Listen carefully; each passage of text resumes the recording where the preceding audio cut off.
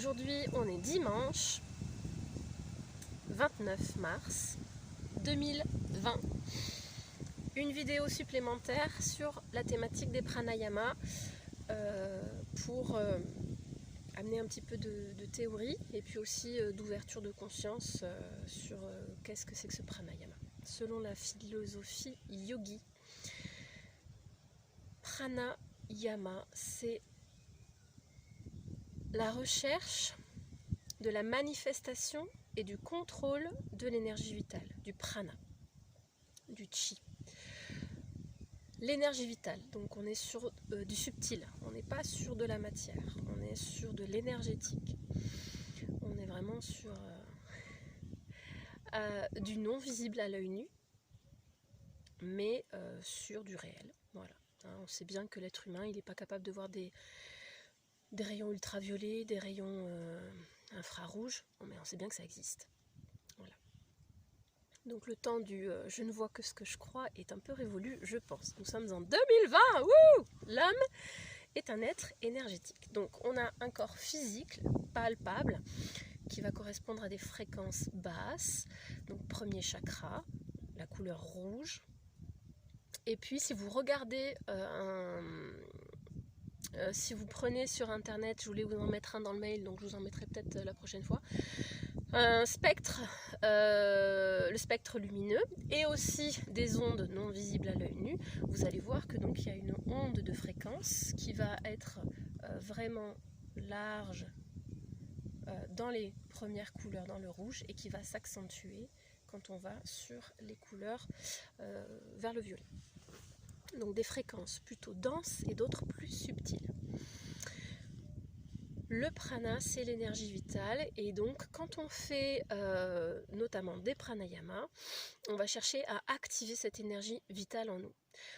Il faut savoir que comme nous sommes un être physique, émotionnel, un être pensant, un être donc avec un psychisme, et puis aussi un être énergétique, nous avons un système de canaux énergétiques qui permet la transmission de cette information à ce niveau-là. C'est ce qu'on appelle les nadis. Alors il y en a 72 000 apparemment dans le corps, et 3 vraiment principaux qui vont circuler le long de la colonne vertébrale, le long de l'axe principal où on retrouve notamment les chakras. Il y a Shushumna qui est le principal qui part de la racine jusqu'à la fontanelle, et puis après on a 2 canaux énergétiques secondaires qui s'entrecroisent entre chaque chakra pour finir jusqu'au 3e œil, qui sont Ida et Pingala. Ida correspond à la fosse nasale gauche. Tout ce qui est à gauche dans le corps, c'est l'aspect féminin, c'est l'aspect lunaire, c'est le froid, c'est ce qui est caché, c'est le noir dans le symbole du yin et du yang. Pingala, c'est la narine droite. Donc quand on fait une respiration alternée, c'est ça qu'on va activer. Et donc Pingala qui correspond, comme tout ce qui est à droite dans le corps humain, à l'aspect masculin, à l'aspect solaire, au côté chaud, au côté blanc, donc du coup il va pleuvoir, dans le corps énergétique. Donc quand vous faites un pranayama, il y a différents types de pranayama, des pranayamas qui vont vous activer plutôt le côté chaud, le côté yang, et d'autres plutôt le côté yin. Pourquoi on fait ça? Parce que c'est comme si vous aviez une rivière. Vous voyez un paysage avec une belle rivière qui passe, voilà. Il y a des cascades, il y a la rivière qui coule, et puis à un moment donné, vous voyez qu'il y a eu un effondrement, et puis qu'au milieu de la rivière, l'eau a créé, enfin en tout cas, il y a comme un système de barrage qui s'est créé et qui fait que ça obstrue la fluidité du mouvement de cette eau. Et donc c'est ce qui se passe, hein. Nous, on a une hygiène de vie qui est généralement pas très subtile, on est encore dans le passé pour certaines de ces choses-là, et donc du coup cette énergie n'est pas fluide dans le corps. Donc il y a plein de manières différentes d'activer, de subtiliser notre corps et notre conscience. Ça peut passer par une alimentation saine, Une alimentation, ça peut être végétarienne, puisque c'est pas forcément mieux, mais voilà, il y a moins de souffrance, donc forcément on va sur des choses, des niveaux de conscience plus subtils. Ensuite, voilà, l'alcool, la cigarette, etc., hein, évidemment. Le fait d'avoir une hygiène corporelle, voilà, tout ça. Le fait de dire, de parler avec des mots qui vibrent de manière positive, c'est tout ça qui fait qu'on cultive une énergie plus subtile. C'est des choses qui vous viendront à l'esprit, des choses évidentes. Notamment aussi quelque chose de très important et que l'on vit en ce moment, c'est de ne pas s'alimenter de la peur, mais d'énergie d'amour. Donc de cultiver le fait qu'au quotidien, j'essaye de me focaliser sur des choses positives. Voilà. Donc, on a tous ces canaux énergétiques, ces 72 000 canaux énergétiques qui sont répartis dans l'ensemble du corps. Et puis ces 3 axes principaux qui vont... Alors c'est un aspect qui est très intéressant, je trouve, c'est que Ida, on l'appelle aussi A, et Pingala, Ta. Il faut savoir que généralement l'être humain, l'énergie circule surtout... circule pas beaucoup. On est surtout sur le premier chakra, on est ce qu'on appelle endormi, parce que je vous le rappelle, 10%, on dit 10%, l'être humain n'utilise que 10% de ses capacités cérébrales mais complètes. Voilà, nous sommes des vaisseaux spatiaux, hein, je vous l'avais déjà dit, mais on se comporte encore comme si on avait des chevaux de trait ou voilà, une charrue à bœufs. Donc une hygiène de vie qui soit celle d'un vaisseau spatial, d'un être qui a des capacités vraiment puissantes, c'est en train d'arriver. Donc, on a cette rivière, on a ce barrage, et nous, avec des pratiques d'hygiène de vie, des pratiques de méditation, des pratiques de respiration, eh bien, on travaille le corps, on prend des bonnes habitudes pour faire que, eh bien, on fasse de la place en nous pour laisser circuler l'énergie et la conscience. Donc on est au premier chakra et on a tendance à aller travailler Ida et Pingala. Ta. Et lorsqu'on a suffisamment travaillé ces 2 aspects, Ida et Pingala, eh bien l'énergie va commencer à pouvoir circuler dans Sushumna, dans l'axe principal. Et ce qu'on dit, c'est que quand on est encore sur une activation de Ida et Pingala, de Atta, on est sur une vision dualiste de la vie. Et lorsque on commence à faire circuler l'énergie dans Sushumna, eh bien c'est-à-dire qu'on a une vision unifiée du tout, du grand tout. Donc voilà, je trouvais ça super intéressant parce que je pense que c'est ce qui est en train de se passer. Que 2020 est un moment très important pour l'évolution de l'être humain, pour sa compréhension du monde, au-delà des peurs. Il y a un bel enjeu qui se joue, c'est est-ce que l'être humain est capable de se rendre compte que d'abandonner une vision purement matérialiste, purement dualiste de la vie. Voilà, avant c'était je ne vois que ce que je crois, et pourquoi pas maintenant une belle alliance des aspects scientifiques et spirituels, et d'arriver à quelque chose de tout à fait équilibré, où j'unis ma terre et mon ciel. Donc c'est ça aussi la pratique du pranayama. Donc une fois que mon énergie circule en moi, j'éveille en moi ce qu'on appelle la kundalini. C'est souvent représenté par le serpent, puisqu'il y a ce système d'ondulation qui va traverser chacun de mes chakras et qui va faire que mon énergie vitale va littéralement se déployer dans tout mon être.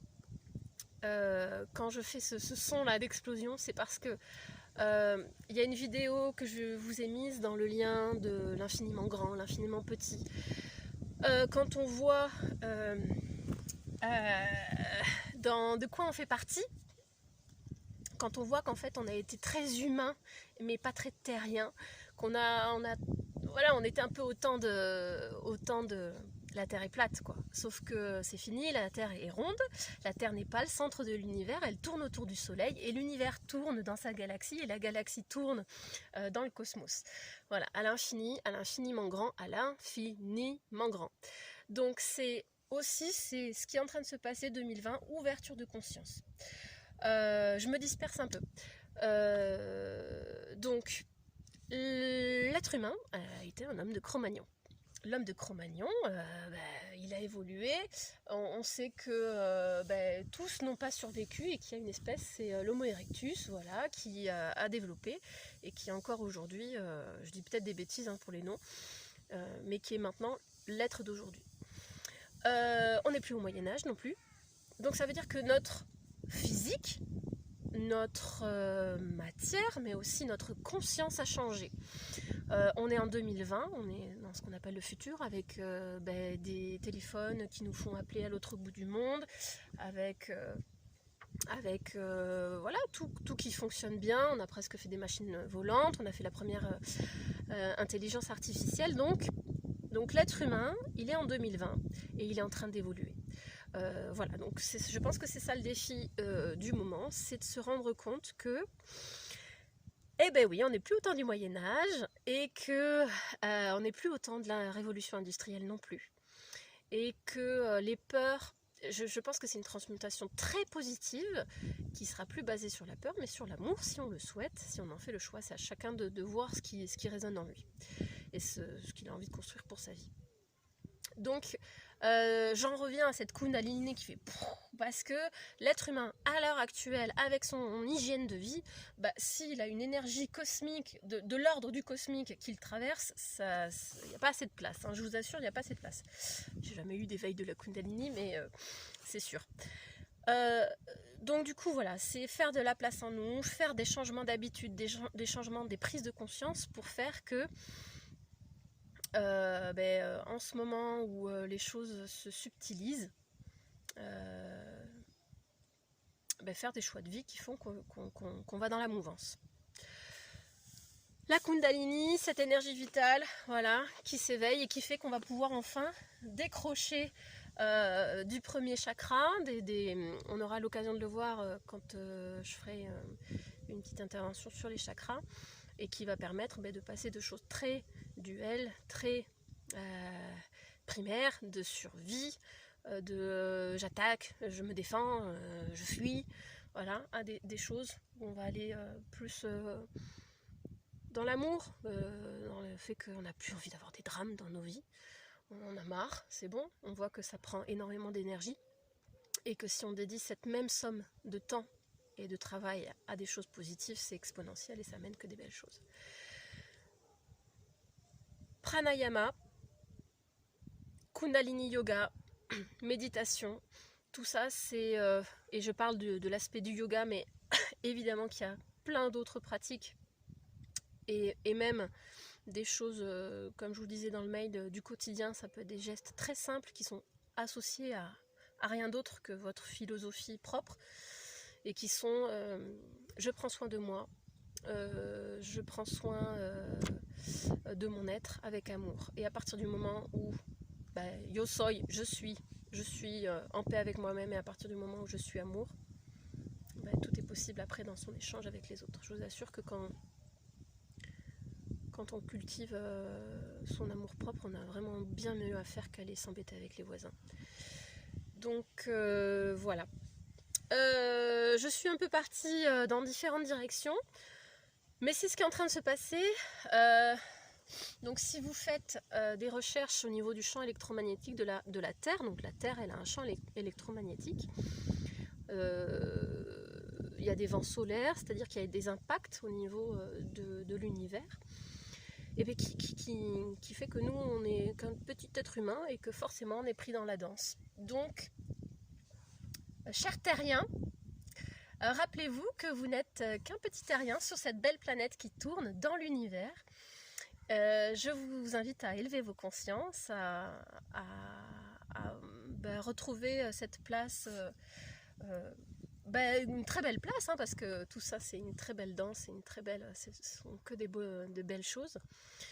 Et et puis à activer tout votre potentiel physique, émotionnel, énergétique. Voilà. Pour cette nouvelle ère qui s'active avec la Terre qui mue, qui change, qui évolue, qui se subtilise, et nous aussi. Namasté!